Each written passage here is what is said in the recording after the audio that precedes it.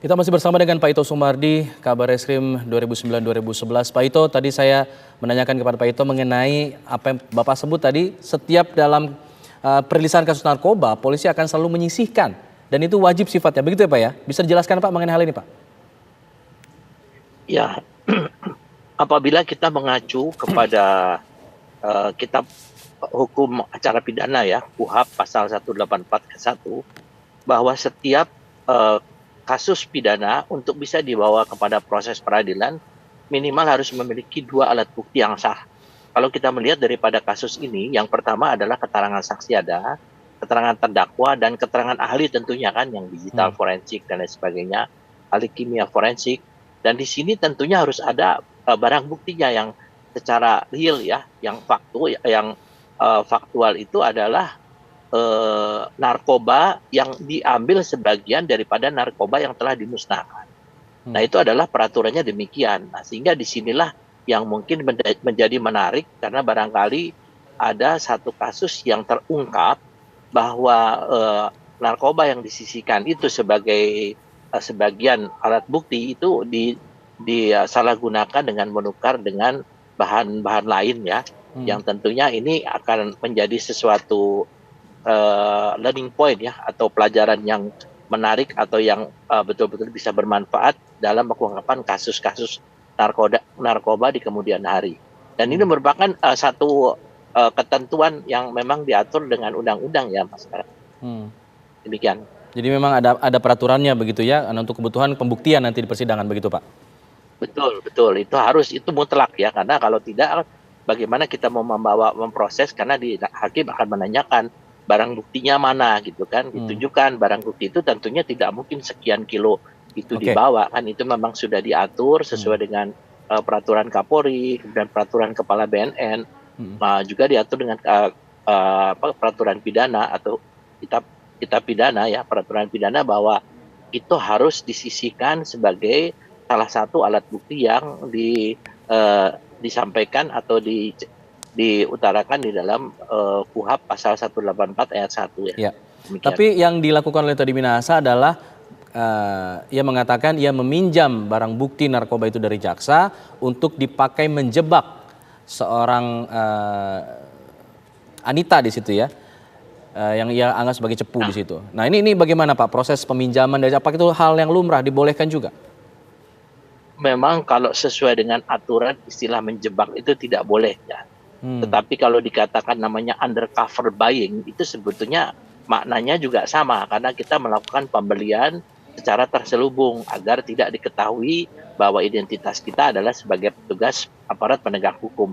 Itu boleh saja, tapi kalau diistilahkan untuk menjebak seseorang, barangkali ini nanti ada sesuatu yang akan diungkap oleh hakim, karena kalau menurut aturannya kan di dalam kitab proses pemeriksaan itu kita tidak boleh melakukan penjebakan ataupun bahkan namanya memberikan pertanyaan yang mengarah saja tidak diperbolehkan kan, karena semua harus sesuai dengan fakta. Kemudian pertanyaan itu harus diberikan kepada seseorang agar orang itu bisa memberikan keterangan tidak di bawah tekanan atau tidak di bawah arahannya. Jadi saya kira apa yang disampaikan itu kan saat ini masih menjadi perdebatan ya di proses pengadilan. Tentunya ini juga nanti hakim akan mempertimbangkan apakah dari keterangan-keterangan yang saling berlawanan ini didukung dengan alat bukti yang mana yang akan mengarah siapa yang pelaku sebenarnya, kemudian juga seberapa besar peran yang bersangkutan dalam kasus ini. Demikian. Teddy Minahasa mengungkapkan di sidang kemarin Pak, bahwa dirinya melakukan undercover buying ini karena ia merasa sempat ditipu oleh seorang Linda Pujastuti yang mengatakan punya jaringan internasional, punya hubungan dengan mereka, dan akan lalu kemudian kasusnya tidak berjalan dengan sesuai harapannya, dan ia merasa malu sebagai seorang kepala kepolisian di daerahnya. Dan ia lalu kemudian ia menyebut Linda ini posisinya sebagai seorang cepu Pak.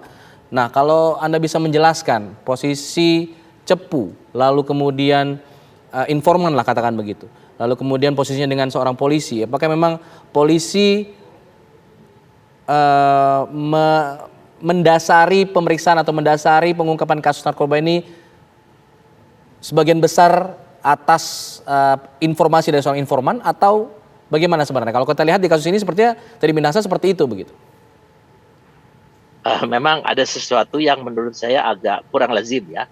Kurang lazim, tapi ini bisa saja ya, karena ini kan diskresi masing-masing pimpinan kepolisian di wilayah ya. Karena ini kan biasanya ini dilakukan oleh fungsi ya. Fungsi reserse khususnya adalah reserse narkotik ya. Kemudian juga kalau namanya sampai seorang Kapolda turun, tentunya saya juga tidak terlalu paham ya apa yang melatar belakangi ya. Kemudian juga kalau dikatakan bahwa informan itu adalah menentukan daripada satu keberhasilan pengungkapan kasus, ya itu benar ya. Selama pengalaman saya, kita juga perlu menggunakan informan. Kenapa? Karena informan ini kan biasanya sudah menyaru ya dengan target yang akan kita tuju ya, sehingga di situ kita akan mendapatkan banyak keterangan dari informan itu daripada kita menugaskan anggota yang mungkin tidak mengenal ya lingkungan ataupun tidak mengenal target yang akan kita tuju. Nah, kalau untuk narkoba ini kan memang jaringannya ini sangat rumit ya, sangat rumit dan memerlukan sesuatu teknik yang betul-betul boleh dikatakan tidak biasanya, tidak seperti kasus-kasus tindak kriminal yang lainnya.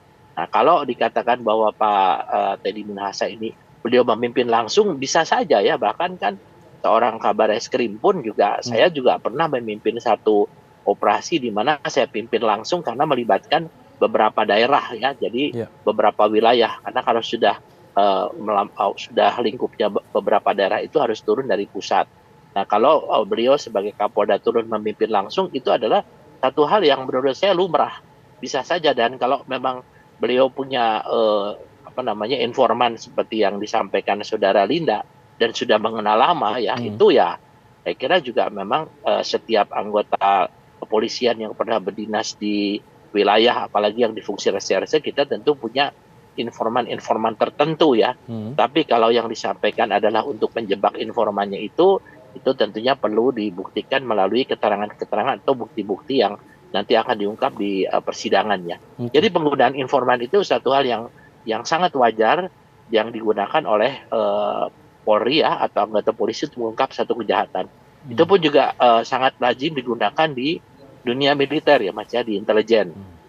Dan untuk mendapatkan informasi yang akurat, kemudian juga mengurangi resiko ya, resiko ketahuan itu kadang-kadang kita memang harus menggunakan informan. Bahkan informan itu kita bisa ambil dari para pengguna narkoba, pengedar narkoba yang mungkin sudah kita bina sehingga dia betul-betul sudah insaf.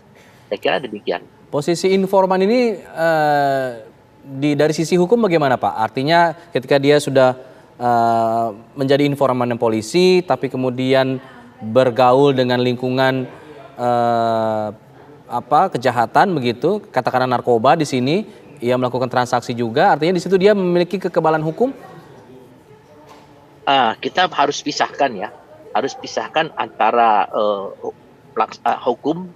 hukum dan juga dengan teknik untuk bisa mengungkap satu perkara. Kan penyidikan itu kan pada dasarnya maknanya adalah membuat terang satu perkara. Bagaimana membuat terang satu perkara? Kita tentunya menggunakan teknik-teknik ya tertentu, antara lain adalah menggunakan informan atau istilahnya dulu cekbu lah ya. Dan sekarang di sini juga bukan berarti yang bersangkutan punya kekebalan hukum, tergantung dari konteksnya. Kalau konteksnya saat itu digunakan untuk mengungkap satu kasus narkoba apalagi yang besar, tentunya kita ada reward.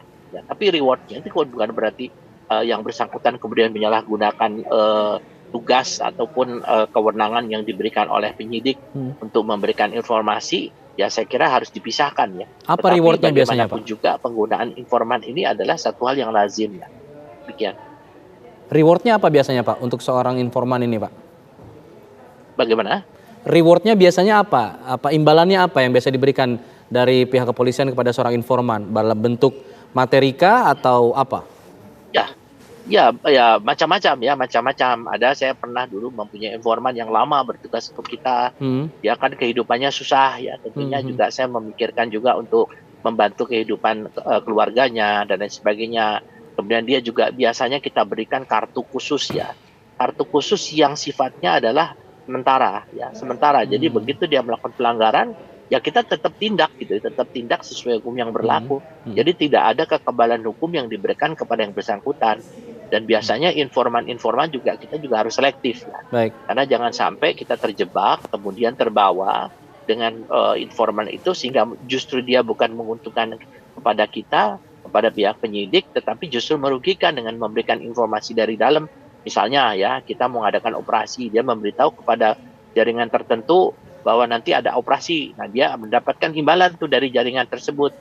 Sehingga banyak yang istilahnya pada saat pelaksanaan operasi kita tidak mendapatkan hasil apa-apa.